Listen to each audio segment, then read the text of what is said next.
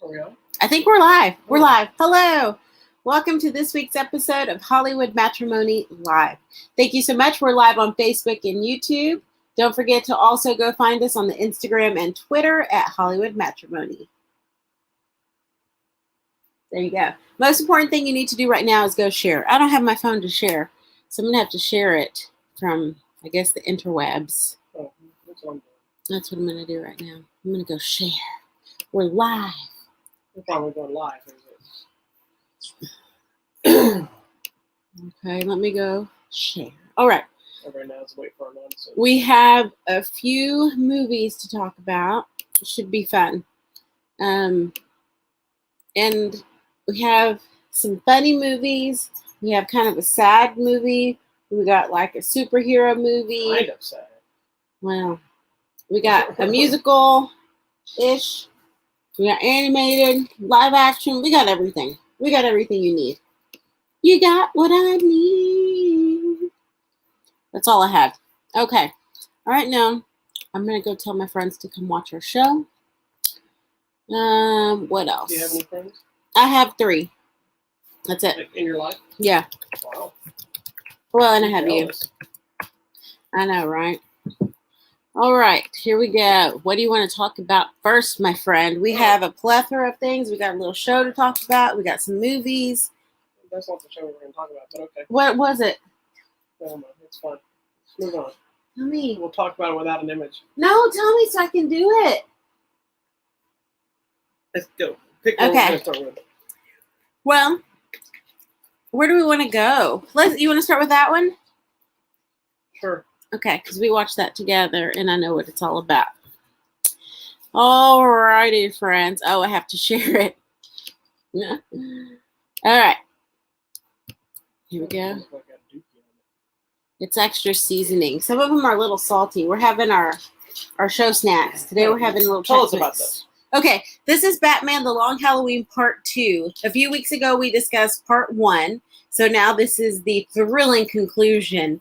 And it's based on a graphic novel, I believe, of the same name-ish. It was a miniseries and then became a graphic novel. Okay. From So, Tim Sale and Jeff Loeb. basically, there is a holiday killer that's killing people on every holiday. Has committed a plethora of murders. But you kind of find out that things are somewhat related. So you start to kind of be like, who would be after these people specifically? Of course, your normal cast of characters shows up. You got Batman, of course. Batman's in this? Catwoman, Poison Ivy, Two-Face, as you see, Scarecrow. I thought there was a little flash of Penguin somewhere in there. Everybody shows up. So all the characters that you love and enjoy so much in the Batman universe. That would be the Batverse. Batverse. My bad. Okay. Now, I'm a Batman fan. Are you? I am. If I was to choose, I'm Team Batman. So have you read this book? I have not. And you're not a Batman fan. But I liked this little movie right The book here. is really good. This movie is really good. And actually, for an animated feature based on a book, it's actually a pretty complex story. It is. Because that's the thing that I guess I appreciate so much about Batman is he doesn't necessarily have superpowers. He always has to use his mind. Ooh, his brain. Yes, and what we get in this movie, what he does is he's so intuitive about people's feelings and how they say things and their mannerisms and what they do that he is like the great detective here. I mean, he is a detective, essentially. He is the Dark Knight detective. And so he unravels these mysteries and, you get to the end of this and he's like, yes, I know. He knew, and he had figured it out, but there's a cool. it's so there's some twists in the throughout. comic world in the relationship. There's actually a miniseries going on right now called Batman Detective. I think that's what Didn't even know that. But one of the, I think it's Andy Kubert. I'm a huge fan artist, and it's about him learning the early days of how he learned to become a detective, more so than just a superhero running around on how to find things. This guy named Ducard, who's like his mentor that he's dealing with, trying to solve his murder or whatever. Because he really is. He's just so in tune to people's feelings and emotions. And even like this other book that I'm reading, the Batman book that you left me to read, he understands that some of these villains aren't necessarily just bad people. They're in bad circumstances, And so like This one, there's kind of a different relationship with him and Catwoman. In the book I was reading, there was a different kind of viewpoint that he had on the guy with the little puppet. That guy. Because he understood that he understood there was some emotional trauma to it. And in this one, we really dig deep into this trauma because Scarecrow's there, and when he blows the stuff on you, things go cray-cray. But I liked the art or the animation or whatever. I like it better this time around. The first half was a little different, wasn't it? Well, it's about the same, but it's... Sorry. The first one... I had to fix you. It's my job. Caught me a little off guard initially because I wasn't a huge fan of the art. I was kind of a bummed that it didn't look more like Tim Sale's art. But there are elements that do. His art, I don't know if it would translate really great. I feel like this time around, excuse me, I think it's because I'm used to what it was. It worked better for me, and then some of the characters looked more like Tim Sale's, like Falcone's daughter. Mm-hmm. She looked like something that came. The big woman. Girl. She looked like something out of Tim Sale's art. This one also was more action heavy than the first. The first one's got the more film noir detective stuff. This one has more of the action side of it. Still got that other element in there. Yeah, it's still a talkie. But it's all the build up from the last movie, so it's a lot of action, a lot of the superhero Batman stuff, complete with, like you said, all the different villains and even some heroes and things like that. And I think we get an interesting insight into the relationship between Gordon and Batman and even Harvey Dent. You know, that the three of them were like, we got to figure this out. We got to save the city. I mean, there are three people that really care. And we know what happens to Harvey Dent, but even in his own way, do we? Most people know. What? Even in his own way, he was trying to be helpful. He was trying to set things right. It's just his mind was askew. But it's just interesting. I just found it all very interesting. And even to the point where some of the other people kind of helped Batman, even though typically in a Batman world they wouldn't. Yeah. But they understood that this was a very specific thing that was threatening the city, and it could be disastrous for everyone. So I really enjoyed it. I'm going on and on about a little animated cartoon movie, but I love Batman. Do you? I love Batman animated stuff. Fun fact, there's a new series coming out. When they made the Tim Burton Batman movies, Billy D. Williams took on the role of Harvey Dent in the first Batman movie, I think it was, right? I don't know. Yeah. I have to go look it up. I know anyway, he played Harvey Dent with the intent to hopefully be playing Two-Face at a later date. And of course, we all know that never happened. There's a new comic coming out. I think it's called Batman 89. And it's continuing, or it's the adventures of that Batman universe. How cool would that be? Michael Keaton Batman, the Michelle Pfeiffer Catwoman, that Penguin. I like that one. And I know nobody else did. If I remember correctly, one of the promo images, it had the Billy D. Williams Two-Face in it. That'd be cool. So it's drawn looking like Billy D. Williams' Two-Face. I mean, you know. But they've been doing that a lot. They have a Batman 66 comic that's been going on for a long time. That's the Adam West Batman universe. Yeah. They've had Smallville stuff. They've had a Superman based on the Christopher Reeve stuff. So it's interesting directions they go with that. But what did you think about the voice cast in this one? Because it was Jensen Ackles. Yeah, it's not my guy. No, they're fine. I've gotten used to so many different Batmans now because for whatever weird reason, they feel the need to recast Batman and Superman and Wonder Woman. Like almost every time they make a new movie, they feel the need to do a different cast. I've never understood that.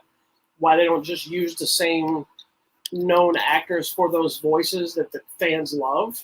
Yeah. I think there's something to do with either the story or the art style. They feel the need to let's do something fresh and new. Or I'm sure there's a Hollywood element to it of we think it'll get more. If you get more people. If you put Jensen Ackles as Batman, you're going to get those supernatural people. Like, ooh. So I'm sure there's that casting, but I would have preferred always to have, like Kevin Conroy do Batman and everything he does. Just like Anthony Daniels was always C-3PO. Yeah. Anytime there's C-3PO voice or visually, it was always Anthony Daniels. Yeah. But it is what it is. But the voice casting outside of that thing that's never understood, I think the voice casting is fine. Okay. It all works. I think they were all good. Jensen Ackles does a way better Batman than I would have thought. Right? So. That's unexpected. But now he's going to be in the new season of The Boys. Yeah, So, it's crazy. Anyways, okay, so this is Batman: The Long Halloween Part 2. Where would I go find this? you go find this at your local video store. Okay. It's not on the line anywhere? Video store. Tell me what works Okay. out for you. It comes out on the Blu-ray and DVD next Tuesday. Okay, Or cool. this coming Tuesday.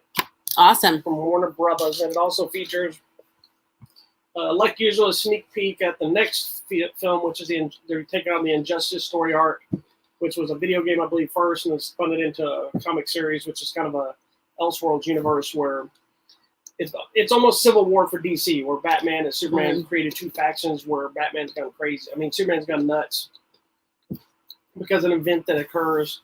And so now there's heroes and villains on both sides and trying to survive and fight and whatever.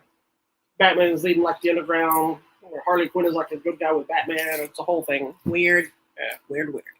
All right. I can tell you the event if you may spoil it. No. Yeah. All right. Tell me about this one that you watched. All right. It's a movie called Lucky, starring Bree Grant, who I believe also wrote the film. Oh, wow. It's a Shudder original, which is a streaming service. It's mostly horror flicks, or all horror. I don't know why I say mostly. Horror Flicks. Horror. It's an interesting film. At first, I would have said, if I'd stopped watching it, I would have said ignore this movie. But it's an intriguing film by the end of it because it's kind of a Groundhog Day mentality. So the premise of the movie is this lady is a self-help guru, I believe. Mm-hmm. And she's living through, it's kind of a mix of Happy Death Day and Groundhog Day, where every day or every night, the same guy comes to kill her. Oh, God. And she's trying to figure out. What's weird is everybody's acting like it's normal. Like it's not a repeat of the same day, like each day she talks to everybody. In that sense, it's just the repeat of the guy that comes back. So like this guy will show up, she'll fight him off, she'll kill him, whatever, turns around. Like one of the opening scenes of the movie, not opening, but one of the first times it happens is it's her and her husband, and he goes downstairs, and they end up fighting this guy off, and the guy gets killed. She goes, we got to do some shit. And the husband's like, don't worry, he's gone already. He turns around, and the guy's gone, and there's some blood on the floor. But everybody's very nonchalant about like it's okay. Yeah, so there's this whole ongoing thing. Every time she talks to somebody, they're all like, yes, we've already talked about this. And she's like, I already told you this, this, and this, and you keep asking me. And, well, they just don't think it's a big deal. It's interesting, but in reality, it becomes bigger by the end of the movie, and not only happening to her, and it becomes kind of this story dealing with abuse and dealing with infidelity and guilt. I wouldn't expect that at all from a slasher movie. And betrayal. There's this inner thing that's the story's bigger dealing with than what's actually happening. That sounds cool. It's not the breaking boundaries slasher flick kind of thing. It's a little slow at times, but as a whole, it was an interesting. Are you glad you stuck with it? I am, because it ended up being kind of a character or human study of those emotions, those situations in a very unique way. Yeah, involving that sounds good. Just murders and stuff. Okay, I'm assuming we can watch it on Shudder. You can watch it on Shudder, and it's available on, I think, Blu-ray and DVD now. Okay, that sounds good. I like it. I'll probably have to watch that one. All right, where do we want to go? Where do you want to go? Do you want to talk about that? Because then we also have the shows. Yeah, no, that was the only show we were going to talk about. This one? Okay, you want to talk about that? If you want to. Before we get heavy? Sure. Let's talk about something fun before we get heavy. This is actually more of a show for Disney Plus. There's actually two shows that she brought them up, but this is the one we were going to talk about. But they have a new show on Disney Plus called Behind the Attraction. Now, I'd watched the show on YouTube that was how they did that or something like it. It was very much the same idea, but this was a little bit different scenario. But basically what it is, if you haven't seen it, I think it's 5 episodes or something. Mm-hmm. It basically dives into these different popular rides at Disney, and it tells you the history of not only why that ride exists, where the ideas came from, but how they make it, how it runs, how it's evolved since the time it was in inception to today, where it's planning to go. It's kind of a whole lot of stuff. It's actually really interesting. there's like one ride that it took like 30 years or something, because I don't remember which ride it was, but they had like Disney had the idea, the engineers and stuff drew it up, but the technology, it was Tower of Terror. The technology wasn't advanced enough yet to do what they wanted to do, so they had to shelve it and wait because it's all run by computers, and the computer pulls and pushes, pull and drop at the same time, and pull and drop at the same time to be able to control it without having accidents. But the computers weren't advanced enough to be able to do it, and computers were ginormous at that time, so they had to shelve it and wait until technology finally caught up with what they had in mind. And it shows you how they built the first tubular track system for a ride, which I believe was Space Mountain. Yeah. So the whole thing, each so one interesting. delves into each ride. So you have Space Mountain, Tower of Terror, Star Tours, Jungle Cruise, and what's the other one? I don't know. What is that Monterelli thing? I don't know. I don't have my glasses on. But it's just amazing. Yeah. And that they took some of the old technology, which you would consider to be old technology, to use into new rides and modernize it. So, for example, when you're flying the Millennium Falcon, they're like, okay, well, how do we get multiple people to be flying multiple Millennium Falcons? They went back and used the Hall of Presidents. The Carousel of Progress theory, where this person comes in, you go, this person, and so there's multiple rides. Well, it's the same thing, but they're going in a different direction. I'm like, that's crazy. So the old thing, they just kind of repurposed and redid it. The interesting thing about the show is it's not just Florida and California. They tell us how the rides even work in Tokyo and in Paris and all the others. They talk to a lot of most of the people that were involved creating it and building it, the Imagineers is what they call themselves, but the research they did, and then also even more interesting is, like you mentioned about the internationals, how they had to change stories for international audiences, because like when they did the Tower of Terror, I think it was China doesn't know anything about Twilight Zone. They don't know like Twilight Zone. So they had to make a different horror haunted element that was original for that, so that they could connect with it.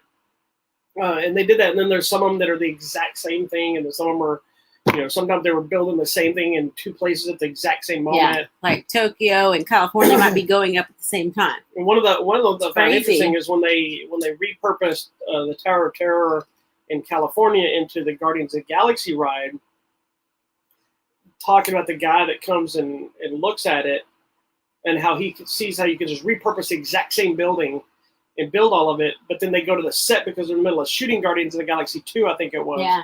And how they just shot the stuff they needed for the ride because they were already on set. So they just went to set and said, hey, by the way, have y'all shoot this while you're here, already in makeup and already done everything. And how crazy is that? Didn't have to make new plans. And it's amazing. It's actually a really interesting, amazing show. We're obviously Disney World fans. So I found it to be very interesting and intriguing. It is. It's a cool little show. It's produced by Dwayne Johnson. Yes, which was like, what? He's Mr. Disney Man now. He is. He's all involved. It's so cool. And they're even a little bit on the Jungle Cruise one. They talk a little bit on that. So it's actually really interesting. It's a fun little show. If you like the rides, or if you're just a fan of amusement parks or theme parks or things like this, if nothing else, it's just interesting seeing the work that goes into designing and building. It's like you jump on these rides sometimes and you don't think about how much goes into, like Haunted Mansion was the other one. Yes. You don't think about how much it goes into making a ride like that work. And like Haunted Mansion seemed to be the most complex. Yes. That was the one that seems to start and stop constantly as they were trying to design it. Yeah. Went through so many different iterations. And I think didn't they say Walt died before that one opened? Yes, and that was like his biggest one he wanted to see. And it's interesting, there was a gag that they wanted to do that the guy had all figured out, but once they moved it into the space, it wouldn't work.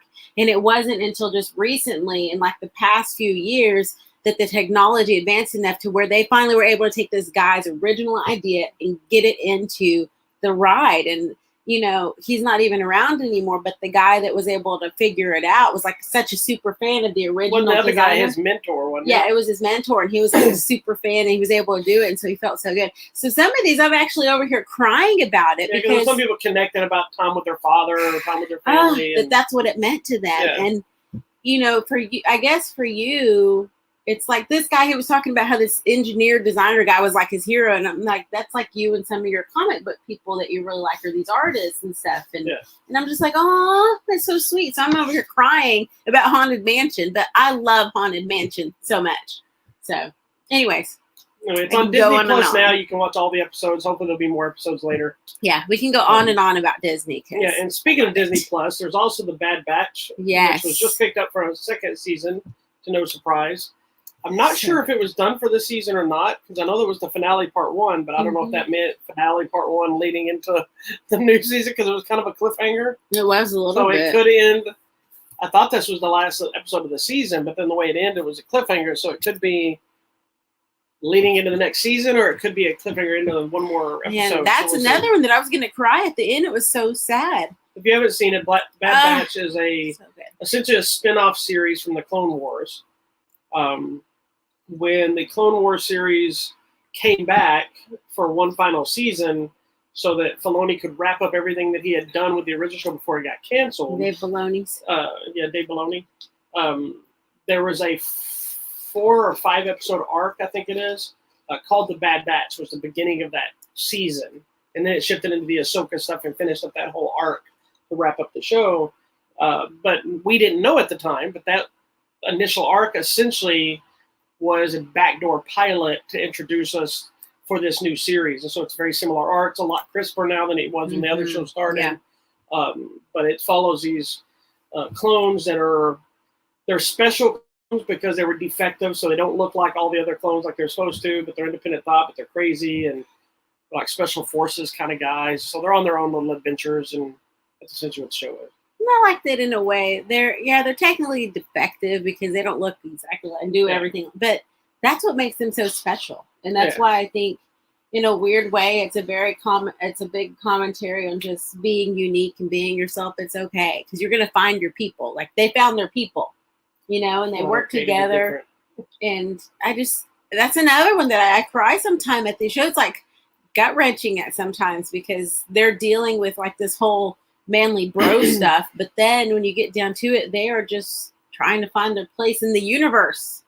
It's such a good show. The show's it's a little slow starting in the first couple episodes. Give it a little bit. And I know a few people gave up on the show right away. Like I saw somebody post about the new show, and somebody's like, "People are still watching this crap." Yes, and it is a really good show. If you like, it's not one of those that you. I mean, I take it back. You can dive into the middle of it and you'd be fine if you just watched it.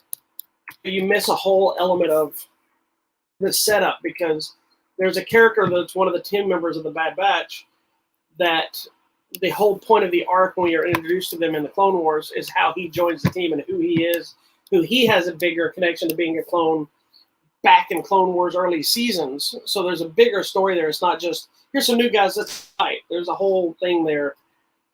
So I don't recommend watching it outright. I recommend go watch Clone Wars first. And then dive into it. But if you decide to, I would never tell somebody not to watch Star Wars. I mean, ever. So anyway, so all those episodes are available also on Disney Plus right now. All right. Long Return. Where do we go? We got this with us. Whatever you want. You want to go here? Shall I check on her? Yeah. All right. Why don't you start talking about something? Okay, we're going to go here. All right. So the next one we're going to talk about, this is a documentary. It's called Val. And it is a documentary look at the life of Val Kilmer. He is another one of those people that just happened to videotape his entire life. So that must have been like the big thing because we recently saw the same thing with Soleil Moon Frye, who just happened to like videotape her whole life. So he was in his little circle of friends, the first person to have a video camera. And so that was back when there were those big cameras. Yeah, the big ones. Big like my friend Danny, I remember when they got one. That's when we started shooting all those weird movies. We had this thing called Showtime Theater. There are a ton of like cooking shows and infomercials and news broadcasts and so a bunch of crazy nonsense that people should never get to see. Really just kind of follows his career and a lot of where he is now. And I think it's really through his illness that he's begun to really reflect back on his life. And it's interesting, at one point they show him going into this huge just warehouse space with tapes and tapes of stuff. Yeah. Like there's reels, there's audition tapes, there's home movie. I mean, there's just so much stuff. Yeah, and the whole movie, I don't think you said this already, but the whole movie is narrated by his son. Correct. Because he had throat cancer, he can no longer speak well. Yeah, he has one of he those. He does speak it. No, he doesn't. He doesn't have a thing where he talks with it. No, but he has a push button. It's not a push button. Is it not? No, he said he has a hole in his throat. Oh, so he has a... He covers the hole. Well, he has a little thing. Yeah, he has the hole in his throat. He has a doodaddy. But it wasn't from the cancer. It was from the treatment that caused it. And so from the talk, he has to actually cover the hole up so the sound will be able to reverberate out. But then it sounds hard to understand at times. There's times where there's a couple moments where he's talking and then his son repeats it just in case you can't understand it. Yeah, and there's sometimes where they subtitle for you. Yeah. Well, everything is subtitled for me. I know, but it's kind of sad. But it isn't. It isn't, and it's actually really interesting because I think it explains a lot of the why he was so controversial or why he was hard to work with on set. We understand it now. Yeah, well, it's interesting because even forgetting that it's him, it gives an interesting insight to the actor world and their projects and their why they do certain films. And like he didn't want to do Top Gun, but he was contracted by the studio, so he did it. And then he ended up elevating his character's backstory in his own mind and stuff to make something that wasn't there. And then the movie when he made Batman. He set out to make Batman because he wanted to make Batman. Excited, and then he was miserable making it, which he's verbally talked about over the years about how much he hated being in that suit and you couldn't act and it wasn't the movie, so he ended up just kind of going through the motions. And admittedly says in that thing is like the stars of that movie were Jim Carrey and Tommy Lee Jones and Nicole Kidman. He said anybody could have been in the dumbest suit. He could have they just stood there and did whatever. Yeah, that which is too bad because he all his life he wanted to play Batman. Yeah, and then he's like, well, he said he wanted to be Batman. Yeah, nobody wants to play Batman. Yeah, no, because it's just too much. And it's interesting because you see at the time that he was coming up, so was like Tom Cruise and Sean Penn, and they were all kind of in that same group. And there was one time where he got cast as the lead in the play, but they're like, "Oh, Tom Cruise is..." No, that was Kevin Bacon. Oh, Kevin Bacon. Thank you. Yeah. They were like, "Oh, Kevin Bacon's available, so we're going to make you second." And then it's like, "Oh, Sean Penn's available, we're going to make you third." So he just kept getting bumped down, and it was his first lead role. Sean Penn looked grumpy back then. He did. And I love Sean Penn. He's a brilliant actor, and he's done a lot of good stuff with activism and things like this. And I've had some different changes of opinions of him since a few interviews recently, but he always is. And he's always got that bad boy of Hollywood mentality. Yeah. But even in that video, he's just like...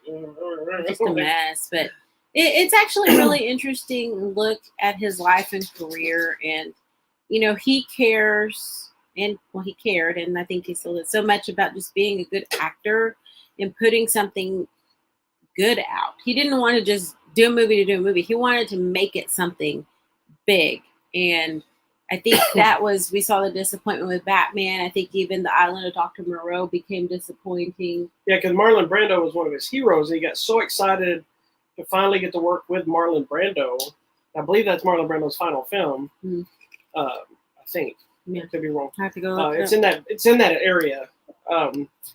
And he's like, and I knew some of the stories of that movie. The whole production of that movie was just an insane nightmare for everybody. And there were problems with the director, and then there was another director, and then that got contentious. So he purposely recorded everything on the set because he's like, well, you're saying one thing, and then you're doing something else, and you're threatening to leave. We don't know what's going on. Yeah. So he was, so that was very contentious. And then to the point where he saw Brando kind of just give up and not even try. And he's like, this is so sad. They were talking about people that were coming out. There's a whole thing in the Island of Dr. Moreau where Brando's character is wearing like white sunscreen and this whole white outfit and sunglasses, and they bring somebody down. They're like, "That's not Marlon Brando." I was like, "Who are they?" And the guy's like, "Who are you, sir?" I'm Norm or whatever his name was. Mm-hmm. And Brando wasn't even coming out anymore. They brought in a lookalike to sit in for scenes. Yeah, because the director wouldn't. And it wasn't even a stand-in situation. This guy is probably on film as the Marlon Brando character, if not when he's not delivering lines. Well, that's how bad the thing got with the director and the actor, is that he's just like, forget it then. So anyways, but we go throughout his life. We learn about his marriage and his kids and just growing up and his mom and his dad and his stepdad. I mean, we just get into everything. I mean, there was a sad thing that happened. It is crazy the amount of footage that he really did shoot. Yes. And then that his dad was this big like land mogul and owned like half of Southern California. I mean, it's craziness. So it's a little all over the place. I'm like, what is happening? Because there's so much that he documented. Yeah. And now he goes through it actually in really good order of movie order.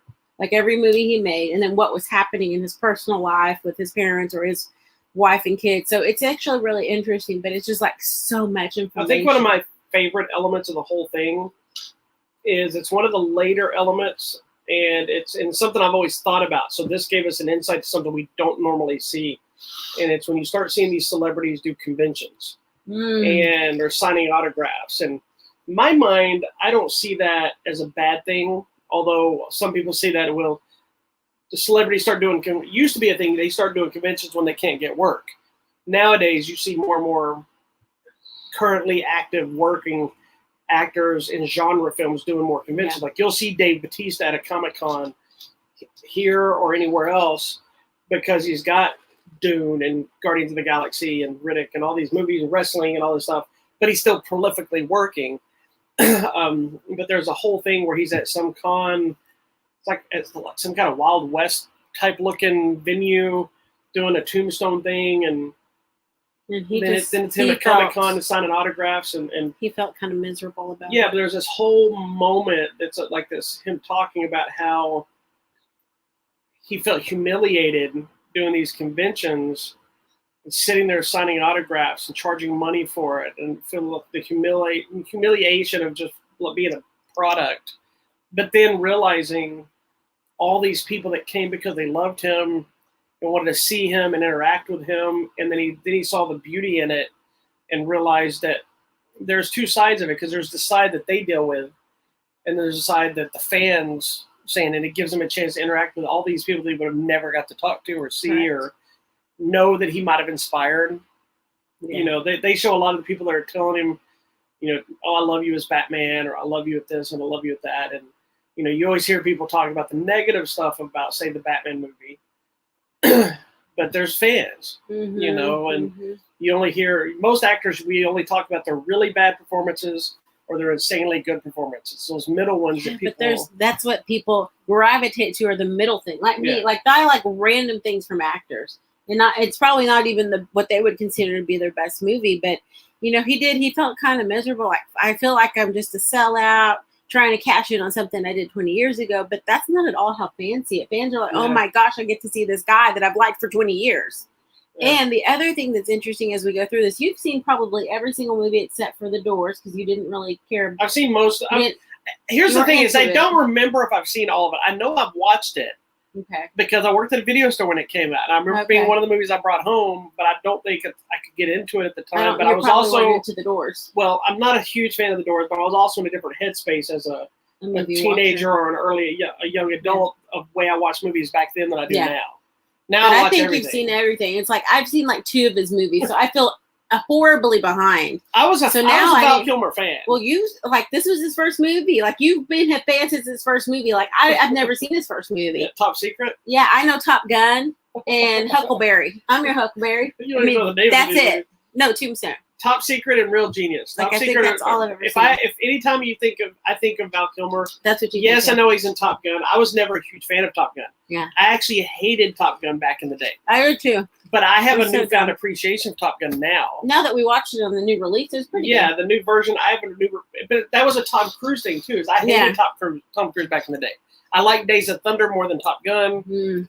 But over the years, I've actually grown more appreciated. I've become a fan of Tom Cruise, as crazy as he may be. It's a little crazy, but it's okay. But I don't think, like on the Tom Cruise front, I don't think I was a fan until Jerry Maguire. That's how far into it. Wow.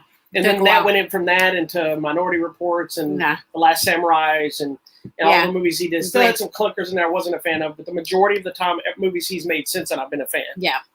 Although I was a huge fan of The Outsiders that Tom Cruise just happened to be in. Yeah. You know, but Val Kilmer was because I was such a huge fan of Real Genius more than anything, but even Top Secret. I just liked most everything he was in, you know, and they've been in some really bad movies that I'm not a fan of, but you know, there's some of them that I forgot about that I've seen, like The Saint and I have seen that.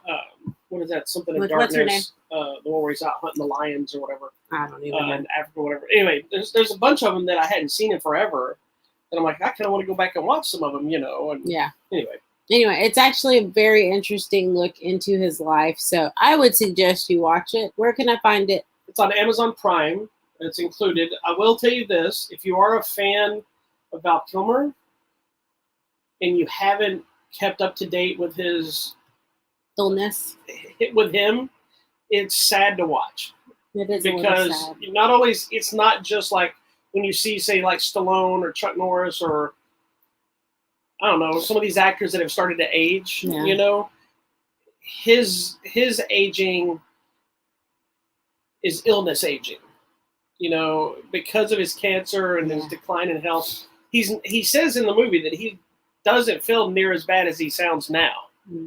You know, I don't think he's really in bad health anymore. I mean, he probably is on some level, but to see him, that is not the Val Kilmer you're used to seeing. So It is a little visually hard to watch, but that's kind of the point. Is you're seeing what he's gone through, and he got to this point, and he's still moving forward and still doing. But he actually looks pretty good because remember at one point he was like so gaunt and like kind of skeletally looking. So now he looks really good, actually. Yeah, he's been doing conventions here. He's come in a couple times. I've decided that normally I don't do a lot of those conventions anymore, but I thought if he does come back, I think I need to get him to sign my Batman. I have a Michael Keaton signed Batman DVDs. I think I need to get my Val Kilmer one signed before he does pass away. But I don't think I'll ever get my George Clooney one signed. But yeah, I don't think we'll ever meet George. Although George Clooney has a lot of funny stories about Batman as well. Because he doesn't do any kind of signings or anything, does he? He hasn't done conventions, but he also doesn't live here, and he's married to a millionaire lady too. So yeah, you don't need us paying $50 or right. $300, whatever it may be. Right. Anyhow, check out the documentary, Val. It's actually quite interesting. It is. I really enjoyed it. And I think it's one of those, if you weren't a fan of Val Kilmer before, you might be a fan after. I agree. Okay, so we have this one or this one. We have two. We'll talk about that one first because the other one's got a lot of other little things to talk about. Okay. So this is the new film on Netflix, I believe. It's out now. You do need to watch it. It is called Vivo. Vivo, Las Vegas. What is Vivo about, baby? It is about a chicken that moves to Puerto Rico. Not at all. It is about this cute little monkey named Vivo, okay? And he lives in Cuba. I was close. Chicken, Puerto Rico, monkey, Cuba. It's all the same. Oh, my gosh. Not at all. Okay, so Vivo is obviously a tropical monkey that got lost on his way to I don't think he's actually a monkey. Well, he's a something, but they call it a honey bear. But he's a honey bear, whatever. Anyway. He's a tropical animal that got lost in Cuba, and he gets taken in by this cute, sweet little old man who is the cutest thing in the whole world, which you're seeing on your screen right now. What is my screen doing? I don't know what my computer's doing. Okay. It's doing weird things. Y'all are probably seeing weird things on your screen that I don't want you to see, but okay. Are you looking it up? Why is my thing not? Okay. Come on. Honey bear. Honey bear. A kinkajou. A kinkajou, that's what he is. It is a tropical rainforest mammal of the family Procrocosida blah blah, related to olingos, cotus, raccoons, and other ringtail and coccomistal. Okay. It's the only one known as the honey bear. So it's not a monkey. It's more of a. But he's a tropical animal that got stuck in Cuba. They're not closely related to any other tree-dwelling mammal group, primates, or anything else. Okay. Anyway. Anywho, he is the cutest little thing you have ever seen in your whole life. And to show that this movie is completely fake, it is seldom seen because because of its strict nocturnal habits. Oh, okay. However, they are hunted for pet trade of their skins to make wallets and horse saddles. Oh my! And for their meat. Okay. When you watch this movie, you may get really hungry because you might want to eat it. Okay, so Vivo is played by Lin-Manuel Miranda, which I didn't know going in. I guess I should have paid attention. But as soon as he started rap singing, I was like, "This sounds like the Hamilton guy," and it was. But he actually did a really good job in this, and he did a great job as the Pikachu voice. He fits this part. Not Hamilton for me, but this was okay. Then the cute little old man, oh my gosh, his name is Juan de Marcos Gonzalez. I don't think he's an actor. I think he's an actual singer of some sort. I think he is. I couldn't find a lot about him. But cutest little thing ever. So the little old guy rescues him. His name is Andres. And Andres rescues the little thing. And they grow up together. And the little man grows old. And it's the cutest thing ever. So then. Don't spoil it. I'm not. And then he gets a letter. It has some elements of Up. Yes, he gets a letter from this lady in the picture. It's like, come see me perform in Miami. So. Well, she's doing like a farewell retirement. Farewell last performance. Yeah, and they used to perform because together. He used to be her piano player. Yeah, and she wants him to come and perform one last song with them together. Correct. As she finishes up her career and hasn't seen him in forever. Okay. So then the adventure begins to get to Miami, essentially. Can I say first, I want to give the story credit that it wasn't the stereotype they usually do where the reason they weren't performing together is because they had a falling out and a fight and whatever else. This case was she got an opportunity and he let her say, he's like, go. Don't miss your opportunity. And then they just were separate. Yeah. Because a lot of times they make drama that didn't need to be there. I know. I mean, they were obviously in love but separated. Yeah. But that's okay. It happens. Anyhow, so the adventure begins to get to Miami to get to the show. Okay? There's a mission to be accomplished. We have to get there. And that's where craziness ensues. And then we see the little girl in the poster. So the little girl's visiting the little old man because that's essentially her great uncle. So it's her dad's uncle. And she's like, hey, I can get you to Miami, get in my backpack. And he's like, I'm not going to get your backpack. But madness ensues. We're not in Miami. So they're in Florida. They're not even in Miami. So then the thing is like, how do we get from where they are in Florida to Miami? And craziness happens with the little girl. It becomes a typical cartoon. And then it becomes a typical cartoon of the little monkey. He's not a monkey. I feel bad. He's a mammal. Honey bear. He's a honey bear mammal. Call him a honey bear. Ringtail. Anyway, call him a honey bear.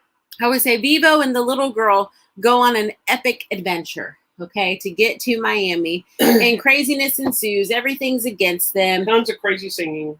Lots of singing. It is a musical. Girl Scouts There's some crazy Girl Scouts that are after her because she didn't show up for the cookie sale. No, she didn't, but they're actually after her because they don't think she should be having this honey bear, because they think they're trying to raise money for the rainforest and for like animal rescue, and they're like, you shouldn't have this, you can't take care of this. So it becomes that. It's a whole. And then there's so many convoluted things.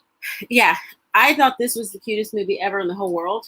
In the whole world? Yes. The only thing I didn't particularly care for was the little girl's theme song. Her song was a little bit too like. I think it's probably because in the credits it played for like 7 hours. Yes. It was too much for me. It's one of those songs though that's kind of catchy. It is catchy. And I can see it being kind of a club song. Yeah, but then it plays the little girl was just doing it like too long. What's the little girl's name? Phyllis. Yes, it's Phyllis. It's not Phyllis at all. I'll let her in. I guess so. Good luck. The dog got shut out because she was being bad. So she had to get put out. Hold on to me. I'm coming back. So now she's going to come in here and be crazy. Come in here. Sit down. Okay, it's this little girl. Yanarlia. It was okay. Now, the singing part she did was good. I liked it. I actually liked most of the music. There were a couple of little songs here and there I didn't necessarily care for, but it was so good. And there's one voice that I heard. I'm like, ooh, is that this person? You're like, yes, it is. I'm like, I know. Well, I already knew, and she mentioned it's early in the movie. It's like, this whole movie sounds like this could be this person. And I'm like, if it's Cuban, then I bet this person should be in this movie and this person, because that's where they're from. And I was right, girl. Anyhow. It's a fun little movie. I was worried because from my initial trailers and stuff I saw, I didn't think it was I thought it was gonna be one of those like what I call TV animation, because it didn't look like it was overly. No, it was very good. Big budget very animation. Colorful. But once I saw it, it's like, okay, I was wrong. It's what non-pandemic time probably would have got a theatrical release. It's from Sony Pictures and did a lot of stuff like that. It looks really good. It's a really heartwarming story. You'll laugh, you'll cry, you'll sing, and you'll shake your booty. I didn't do any of those things. I did. All in my chair while I was watching it. It is funny though. There's a lot of funny moments. It is. It's a good family film. It is. It's a good little family film. Get your kids and watch it. And it's available now. And I don't want to spoil it, but there's some stuff that happens in this movie you've got to watch. Is there? Yes. I was like crying. All right. I was crying, man. She was like ugly crying at one point. It got me in the feels. And I'm like, really? Gosh, man, come on. But then at the end, I'm all like, I'd like to say that that's because the movie inspired her, but that goes on all day here. It's true. I just like to sing and dance in my chair. Right, anyhow, so check out the movie Vivo. Las Vegas. Yes. Okay, we have one more movie we're going to talk about. I have to get ready. Okay. Get your props ready. All right, now I'm ready to talk about this. Oh, my God. Yes, hold on. This is ridiculous. Can you see? Okay. All right. So the next movie we're going to talk about is The Suicide Squad. The Suicide Squad. And we're not calling it part 2 or anything. No, because it's called The Suicide Squad, where the original movie is just called Suicide Squad. So it's I guess. I can't even see that. Can I try? And I'll explain this in a second. Gosh, well, I got my hair all pulled up, so you have to open it wider. So in the history of this is back when they were doing the Zack Snyder universe, the Snyderverse, if you will, of the DC movies. We've had Man of Steel, we've had Batman v Superman, we've had Wonder Woman, we've had Aquaman, we have Justice League that recently got the full cut of Zack Snyder's thing, the Snyder cut of Superman, and then we had Suicide Squad, which is this one here, which was directed by David Ayer. These were all connected. Oh, hold on. These were all connected to be a bigger universe. So after, I think this came out after Batman v Superman. Yeah, it had to have, because then there's even an after credit scene or some individual scenes where Ben Affleck's Batman shows up in this movie. I'm Batman. And so we had this one, had Will Smith as Deadshot, Margot Robbie. It's the first time she played Harley Quinn, and she's awesome at it. Jai Courtney, Joel Kinnaman, a lot of these actors that came in, brought the Suicide Squad to life. Jared Leto's Joker, it's a 50-50 spot. You either like him or you don't like him. I don't.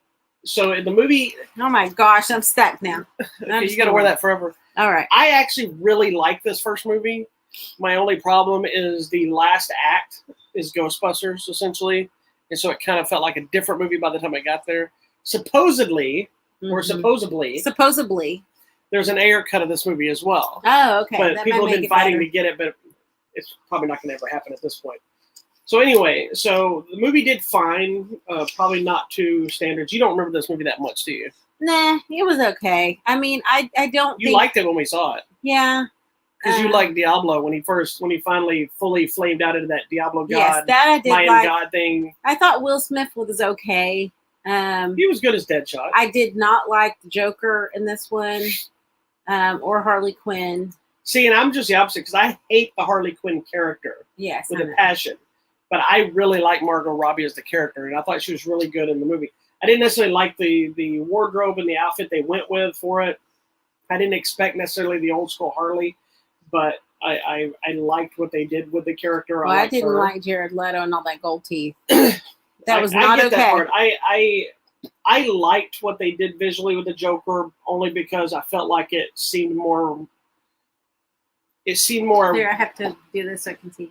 It seemed more believable and accurate to today's times. Can I see this? Where the other regular Joker seems dated to me. I can't see anything. But, I liked this girl too. Yeah, Katana. Yeah. But I get it. I get that thing. So after this movie came out, it was a moderate success. I don't think it did the numbers they thought it was going to. I have to be able to look out of one eye hole. But the biggest thing that came out of that movie was Harley Quinn, Margot Robbie's character. Everybody loved the fans of Harley Quinn. Didn't like the way she looked necessarily, but they liked her portrayal. So that then in turn spun off a new film that was called Birds of Prey and the Fantabulous Emancipation of One Harley Quinn, which is basically Harley Quinn and Huntress, Black Canary, some other characters taking on Black Mask, which is Ewan McGregor, which I love this movie. She still hasn't watched it yet. We just ran out of time. Well, I really, really, really had a blast with this movie. I'm not a huge Margot Robbie fan. That's because you don't. I like the other lady that kind of looks like her, but that's better. Samara Weaving. Samara. I like her better. I don't think Samara Weaving's a better actress, but I do. I like stuff that Samara Weaving is done. I don't particularly care for Margot Robbie. I apologize. You just don't like her because she has very big, long man hands. His hands again, and that's just very off-putting to me. Anyway, so this was the second film that kind of took this same universe, but it had nothing. I'm allowed to not like people. You are. It's just stupid reasons. It doesn't matter. But this has nothing. The Harley Quinn movie. I'm wearing a dumb starfish on my face. Harley Quinn movie has nothing to do with Suicide Squad. It's just kind of correct. Thing. But it is important, even though both these movies they exist. It does give you kind of a journey of Harley leading into the latest film, just dubbed The Suicide Squad. So we put a V in front of it, it becomes a new movie.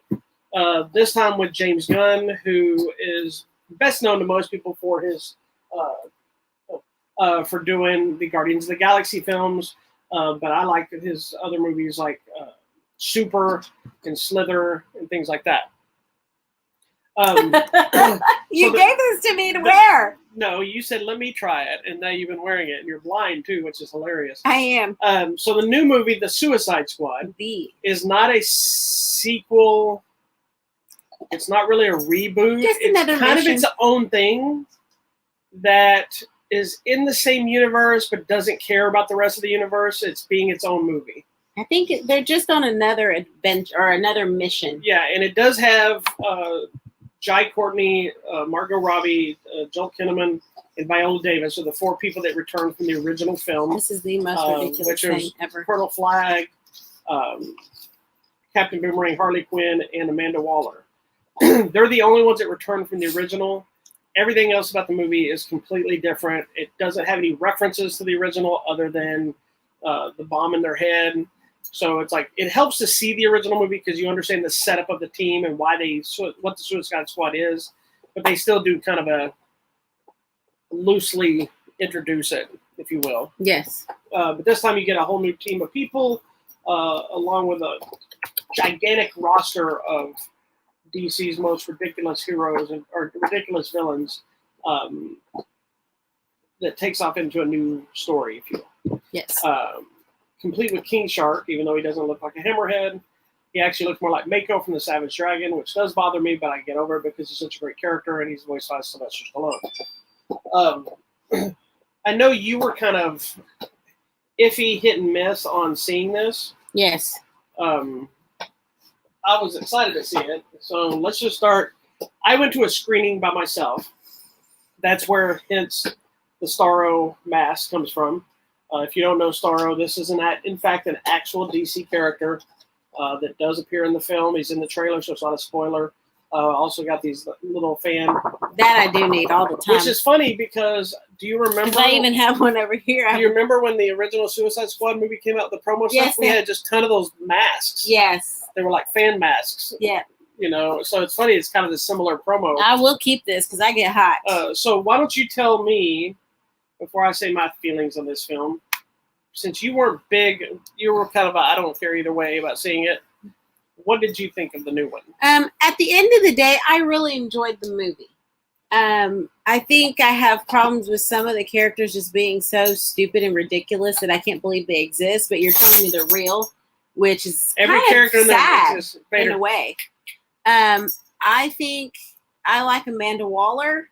I like Viola Davis doing that because she just does not give a crap about anybody but herself. Amanda Waller is probably the most. She just wants to do what she's going to do. Amanda Waller is probably the most vicious, feared character in the DC universe. And then I like our normal guy, Joel Kinnaman. I like him. I've always liked him and just everything. I like he's a little lighter this time around. Yeah.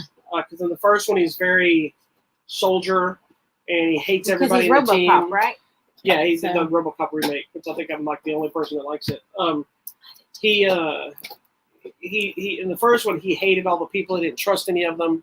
In this one, it's been a while. He's been working with them, so they at least toned down the character. I thought John Cena was funny, and he's actually just a very funny person. I feel like he's endearing. Fun fact: Dave Bautista was offered the role. Oh, because James Gunn did Guardians of the Galaxy. Dave Bautista turned it down to do the Army of the Dead zombie movie, which in they brought in John Cena, which I think is a better fit. And then I like the polka dot guy. Yes, Polka Dot Man Which is is so the most random. ridiculous character, and I want to give James Gunn massive props. It's David blah blah blah blah. I never can say his name. He's not even on here at the beginning. He's in there, but you should probably have to go through the full thing for some reason. Oh my gosh. He made a full-fleshed, interesting, funny, dark character out of a ridiculously stupid, shouldn't exist character to make him one of my favorite characters in the movie. But it worked. And then once you see from his perspective what's going on with him, it's kind of hilarious. It's hilarious and sad at the same time. I mean, there's some trauma, but the rat catcher girl was good. Yeah, which I think this was her first American film. Oh, good. Good for you. Yeah. David Dastmalchian. Yeah. Which he's always good in stuff I see, man. It's such a dumb character, which when I saw the reason poking him out, I thought, are you kidding me? Yeah, but they made it work. So it all worked. I mean, it was a really good movie. I do feel like, why do we give so much time to Harley Quinn? But that's because I don't like her. She's a fan favorite. I guess so. I would rather spend some time with Idris Elba, ladies. But well, you have to admit, you have to understand that she's a fan favorite on the comic book level. Mm-hmm. And then, of course, people like seeing her come to life or whatever. But, I guess. I don't get it. She is technically the franchise right now. I know. Because she's the people are excited about seeing her. They were also supposed to have Will Smith come back to play Deadshot. And he couldn't do it from what I understand from time scheduling. So they brought in Idris Elba, who was supposed to replace him as Deadshot. But they ended up saying, you know what? We'll make him Bloodsport. And then that way, if it does want to make no one, then they technically could bring Will Smith back as Deadshot. Because I think Deadshot still wanted to do it again.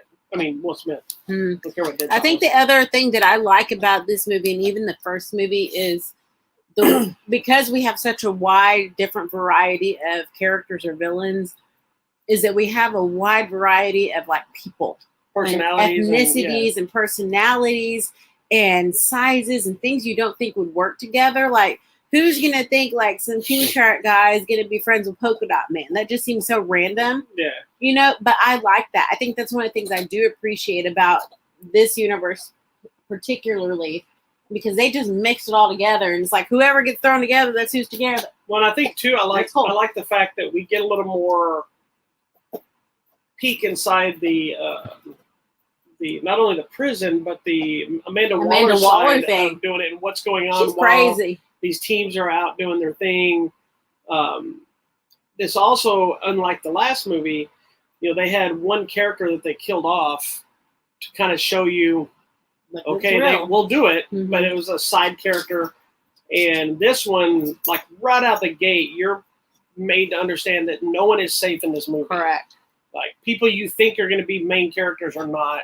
Correct. People that you thought weren't going to be main characters are.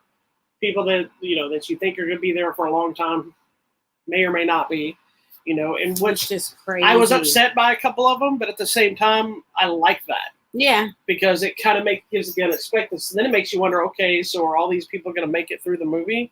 And the answer would be a big fat no, because you don't know what's going to happen. It's all over the place. It's crazy, but I mean that was part of the fun of the movie, so I liked it. It's visually fun. It's bright. It's everybody I think got time to shine. Even the characters that aren't in the movie very long still got a little something to do. Even in some of them are they're kind of gone fast, but there's some flashback stuff that you still get to do a little bit with them. It makes me wonder sometimes why some of these actors took the parts they took, but at the same time you think, all right, it was probably a blast just to do that little bit. That's all they need. I read an article with a couple of the actors, and people were saying, well, of course I did this. It was James Gunn. It's like they didn't really care what they were going to do, or how long they were going to be doing it. Yeah. But I love the movie. I thought it was really fun. It's on par with probably one of my favorite superhero movies up there. Yeah. Okay. I'll say it out loud. And the other big reason is because the obscurity of the characters makes it fun. It makes it feel less mainstream, despite it being a mainstream movie. The fun nature of it, the fact that it's rated R and hyper violent and gory, that does help. And the fact that it's also completely ridiculous on the levels of the fact that they bring Starro into a live action movie is just baffling. That they pitched that and somebody's like, hey, that's a good idea. Because I hated Starro in the comics. And I'm like, why would you want this? This is stupid. But it ends up being so funny, but also terrifying and awesome at the same time. It's crazy. It's bizarre. It is. But it worked. And you Worked don't really necessarily well. have to watch the other ones if you were against them or you're like, I don't watch them. I can't stand Margot Robbie's man hands. Yeah, I don't want to have to watch this because I'm ridiculous. Then you can just dive into the new one and watch it. It still makes sense. And yes, stay after the credits because there's an after credit scene. It made me even more excited to see the Peacemaker series that they're doing for HBO Max with John Cena, who I also want to give major props to him, not only for his fun, full-on take of himself in the character and being silly and being fun and crazy. He's done all of his press in that Peacemaker outfit. So weird. He's been wearing it every time you see him. He does that. That Wipeout show? I'm sorry. Yes. He did. He hosts the Wipeout with that outfit on as well. He's been on he's on a talk show with James Gunn, Margot Robbie. Yeah, I think Polka Dot Man guy. I think that's who was all there. And he's the only one. He's in that suit, and everybody else are in normal clothes. Weirdo. Weirdo. A really funny story. I think it was. I don't remember if it was Jimmy Kimmel. Kimball. Or Jimmy Fallon, but it was a very funny story during one of the interviews. Where Margot Robbie tells a story about how she has kind of a connection with John Cena that he didn't know about. Oh. And it was, she dated a guy at some point when she was younger that was this massive wrestling fan. And so I guess the way she talked, I may be saying this wrong, but I think she might have lived with him or at least stayed with him. So he had a John Cena cardboard standee in his room. So she said for like, however many months or years that they were together, she slept in the same room that John Cena cut out. That's so funny. And then now seeing him face to face, she's like, I don't know if I can do this movie without telling him that we've been. It's like I already knew. That we lived together for quite some time. That's so funny. And so during that interview, they ended up bringing him out a Harley Quinn, Margot Robbie standee and gave it to him. That's nice. No, nope, we're not doing that right now. That's why you got thrown out. All right. So anyway, also on the Suicide Squad front, since we did talk about a new DC movie. There's also this animated Suicide Squad Hell to Pay DC animated feature that actually features Copperhead and Bronze Tiger and Deadshot and Captain Boomerang and Harley Quinn, of course. My knee. So it gives you another element of Suicide Squad. Please You want to check it out. You throwing her out? So, where do you go?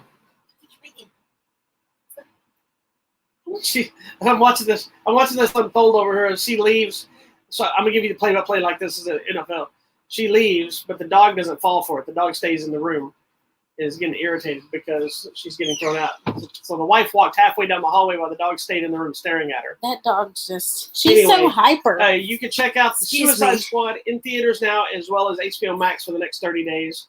I've watched the movie twice. I can tell you I saw it at the screening where they gave out these cool Starro face masks. And the fans that I just talked about, they also had some posters. But I can tell you that I watched it there. Then I rewatched it off HBO Max with you at home. Yes. And I had just as much fun the second time as knowing what's about to happen. It probably more so. That I will probably watch it again before it leaves HBO Max because it is a lot of fun. Okay, then. I really, really enjoyed the movie. I had a blast with it. I will not watch it again, but I did enjoy it. When you watch it again? Because I don't want to see Margot Robbie's man. You need to stop. I don't like her. Okay, but you need to stop going out of your way to insult Margot Robbie. I'm not. I'm just saying that's why I wouldn't watch it. It was a good movie. You stop. Babe, there are people you don't like. Nicole Kidman. Would you willingly watch all Nicole Kidman movies over and over again? I wouldn't watch anybody's movies over and over again. Why not? I do. Yes, you do. Who? Jean-Claude Van Damme. Name a movie last time you've seen me watch a movie more than once in this house. Bloodsport. When's the last time you saw me watch it? Probably a few weeks ago. You would be incorrect. Because you at least watched a video of it. I did not. Yes, you watched part of it. You would be incorrect. Not true. Not true. That is true. I did, in fact, not watch that. But you watched the little videos because you were trying to decide what statue to order. I didn't watch videos to do that. I just showed you pictures of the one I'm ordering. Whatever. Which is November. What do you watch over and over? I don't watch anything over and over. I do. Because I have responsibilities, so I have to watch tons of new crap. I watch some new stuff too, but I still watch Chef every week. See, I couldn't even tell you a movie. Now, there are movies back in the day that I've watched, like, obviously I watched Star Wars movies a bunch of times, and I watched Like the Tim Burton Batman movie, I watched a bunch of times. I know that entire movie word for word. I know you do. It's very annoying. But and there's a lot of these martial arts flicks I have seen numerous times, but there's not a day that I could tell you that I've watched the same movie more than once within 2-3 months time. Oh, I have. Because I'm always watching either stuff I got to review, new stuff that comes out, new TV shows. I do all that whatever. too. I don't because I'm. But in between things, when I need to not pay attention, I put on a movie I know. Because unlike you, I have to run a website by myself, so I'm constantly having to watch something new. I don't get the luxury of just TV watch. Yeah, I do. Nonsense. I just watch Buffy over and over. I watch the movie. Oh, I'm Chef aware. I can tell you over. things. I remember to phrase that. I can tell you things I've watched over and over. What? It's Buffy. It's Chef. It's because that's the crap you have planned, so that's what I get stuck watching half the time. You don't have to. You no, but it's always on in the stupid house. Anyways, it doesn't matter. It's good stuff. Nala from Lion King Solved My Life, or whatever that lady's name is. Iyanla, Fix My Life. And my 600-pound life. Sad Life, and whatever. I love these shows. That's okay. I'm experiencing new things, and then randomly, like for instance, I had this kickboxer marathon and this bloodsport marathon box sets over here. I have yet to watch these. Why? Because I haven't had time. Because I have other things to watch. Responsibilities. Okay, tell me. Oh, do you have what's coming out on video? I don't, because I did not bring down my thing. Okay. We don't need to talk about what's coming out next week. I can tell you one thing that's coming out next week. Batman Long Halloween Part 2 is coming out next week. Okay. Who knows? I didn't get my computer. It was upstairs, and that was far. This is August. Okay, yeah. Batman Long Halloween. Are You Afraid of the Dark? Don't know what that is. TV series. Occupation Rainfall. The 10th. Finding You. What's the Misfits? That's Pierce Brosnan. It is. Huh. That's it. Those Who Wish Me Dead. Well, that was the that 3rd. This week? That was this last week. Okay. So, anyhow, that's what it is. All right. Sorry, I was not. Okay. I was not. Coming out of the theater or on the line, let's see, it's Tuesday, Wednesday. You guys, I can't even believe this is happening, but coming to Netflix, The Kissing Booth Part 3. It's a massive hit. Doesn't Howard Stern watch that? He does. He loves it. But we won't get to know about it because he's been on summer break. Okay, well, Kissing Booth 1, 2 is out there. Now Part 3 is coming to Netflix this Wednesday. Coming out Thursday, there was a... that's limited. Coming out this week. It's limited release, so we won't talk about that. Friday the 13th. Dun dun dun. You would think there'd be a horror movie coming out on Friday the 13th. There is. Guess what? Don't Breathe Part 2. So excited. So if the first Don't Breathe is the one where the kids broke into the house thinking we can go get in here and steal stuff, and it was the blind guy, crazy blind guy. but he uses all his other senses. And here's the thing: is I'm a little concerned with this new one, and there's been a lot of backlash because it's looking like they might be making him kind of a hero-like in the second one. But I don't know if it's a prequel, if it's a sequel. I don't really know. Because in the first one, he was up to something shady. Yeah, and he does some messed up stuff. And so some people are like, "Well, I'm not going to watch." I have some people that I know that are very stupid, dramatic about things, and so one of the people commented on this saying, well, I was interested in this, but if you're going to make this character a hero after doing this to a person in the first film, I just can't support this film. I'm like, oh, for God's sake. I mean, it's a crazy horror movie. Yeah. Anyways, okay. Then coming out, I think everyone will be excited about the new Ryan Reynolds movie called Free Guy. It's the one where he's inside a video game. Which you've already seen. I have. I'm very excited to talk about it. Then also coming out, R-E-S-P-E-C-T. Which you've also seen. Yes, it's the story of Aretha Franklin, played by J. Hud. Jennifer Hudson. Aretha Franklin? Aretha Franklin. I said Aretha Franklin with J. Hud. Her name should have been Aretha. Y'all, everybody shows up in this movie, so you're just going to have to watch it. There are so many good people. And the Wayans guy. Good. Marlon? It's Marlon Wayans, and he's actually really good in this. Okay, Naked Singularity. Is that the one you're telling me? Okay, this is video demand and digital. It has a Skarsgård in it, so it might be interesting. It's about a New York City public defender. Okay, this one? Yeah. Oh, I wonder why you'd be interested in this. It's a movie called Raging Fire, and it stars Donnie Yen. So yes, we will be watching that in this and household. not only that one's a limited release, but I'm pretty sure it'll probably pop up on Hiya, which is a martial arts streaming service. Limited all. Okay, coming on video demand and I have that. digital, a movie called Swan Song. I have a copy if you want to watch that. Oh, okay. Swan Song is Udo Kier's first starring role, like leading man role in like 50 years. Because he's always like a vampire, or he's always like a villain or a secondary. He plays like this. I think he's a gay hairdresser. Yeah, he's a hairdresser. But he's like retired in an old folks' home, and he's going to help somebody after they pass away. It looks so funny. Okay, I'm in. It was one of those that normally I would ignore. I mean, I like Udo Kier, but he's not a drive for me to watch a movie. But then when I saw the poster, and he's all in pink, and I'm like, Udo Kier's front and center? Like, I need to see this. If you're in LA or New York, there's a movie coming out called The Lost Leonardo. It's about Leonardo da Vinci, so maybe near you. Coming to Apple TV Plus, a movie called Coda. I saw a trailer for that today. It's Emilia Jones, child of deaf adults. So this looks actually really interesting. Yeah, I think it'd be really interesting. I've been getting a bunch of stuff about that, and I've kind of ignored it because I've been busy. And then I saw the trailer today, and I'm like, oh crap! Now I want to see this. Looks interesting. Now I'm like suddenly attached to everything deaf. Well, because I think we should learn sign language. I really think we should. I know the important one.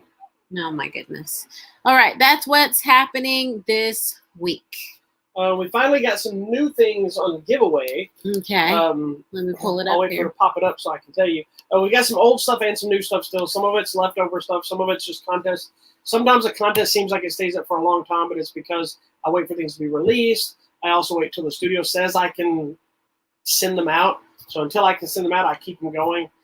So we still got at least one copy left of Space Jam on 4K. We've got the House Next Door, Meet the Blacks 2. I don't have my glasses on, so I can't see as far away. We got DVD, Blu-rays of that. Those Who Wish to Kill Me. Those Who Wish Me Dead. It's Angelina Jolie. She's a fire jumper. Yeah, the Angelina Jolie fire jumper movie. The Dead Zone Collector's Edition from Shout Factory. Shout! We have a couple of those copies left. Still a Willy Wonka, the Chocolate Factory 4K, and of course Mortal Kombat 4K. One of those, I believe, Mortal Kombat, I think, is ending this week officially because I have another movie called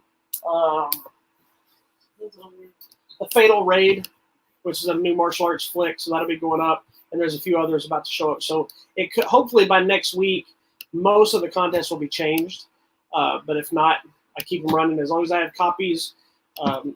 Here's what happens is a lot of people enter, but then a lot of people don't give me their shipping info like you're supposed to. If you read the rules of the contest, it says include your shipping information with the thing, because I don't always have time to respond to every email. So if I get it and you get chosen to win, I just pack it up and mail it out. And then you get it and you're like, yay, I didn't know I won. And I get a lot of entries that don't have the information, don't have the answer to the questions, don't have their addresses. Those get disqualified because they didn't follow the rules. So follow the rules. Yeah. So sometimes I get. I also try to be conscious to not send the same people stuff every single time, because I get, I have a ton of people that support us that enter every contest, and I draw stuff kind of at random, but I don't want to send the same person every single thing. It's not fair. I want other people to have a chance to win. Other people supporting us, but if the other people that are supporting us aren't giving me the proper info, I can't send you anything. So, so sometimes I end up sending a lot of stuff to some of the hardcore supporters, and then I still have stuff left over, and I let it run and let other people enter. And then when I get time, I start reaching out to people, and sometimes they don't respond. Sometimes they respond being late. Oh, I missed this. Did I win? I'm like, you did 3 months ago. If we ever have a convention again, we could give stuff away at our table. Well, in October, there's an all-con that we're going to be going to. I hope so. It's still going as of right now. We have a gigantic box of stuff for giveaway. A lot. If it gets canceled, I'm tired of having it. We will probably put together prize packs, and I'll probably just put together a contest that goes through our show and through the website and our YouTube channel and everything else, and you'll just receive random stuff in the mail. Yep. There you go. From TV series to individual things, all kinds of stuff. All right. Well, that's it for today's show. Thank you so much for watching this week's episode of Hollywood Matrimony Live. We are live on Facebook and YouTube every Sunday, 7 p.m. Central. Don't forget to also check out our website and our Instagram and what am I thinking? The Twitter. The Twitter. I'm like, what am I thinking? That's what I was thinking. The twits. Yes. Thank you so much for watching. We will see you next week. Peace and love.